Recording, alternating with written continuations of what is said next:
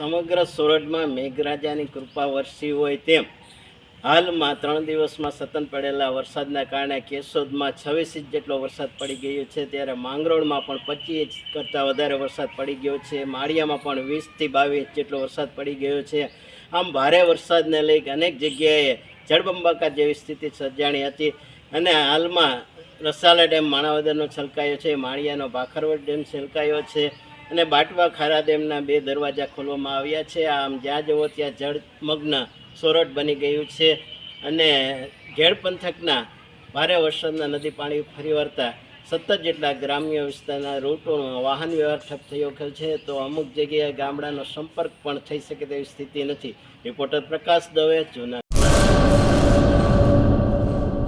2026-27 admission ચાલુ છે. ઓછા અભ્યાસે ઝડપી નોકરી મેળવવાની સુવર્ણ તક.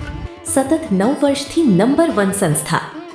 અનેક વિદ્યાર્થીઓ સરકારી નોકરી મેળવી ચૂક્યા છે. ફાયર સેફટી કોર્સની થિયરી અને પ્રેક્ટિકલ તાલીમ સચોટ રીતે આપતી એકેડમી એટલે Gujarat industrial fire and safety academy. પ્રવેશ લાયકાત ધોરણ 10 થી 12 પાસ.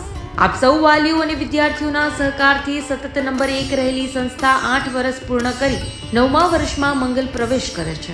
ભવિષ્યના ઘડતર અને સારી નોકરી મેળવવા આજે જ સંપર્ક કરો Gujarat industrial fire and safety academy, બીજા માળે રાષ્ટ્રભાષા ભવન, બસ પોર્ટની સામે, ભુજ, કચ્છ. સંપર્ક 9737296001 8155030882.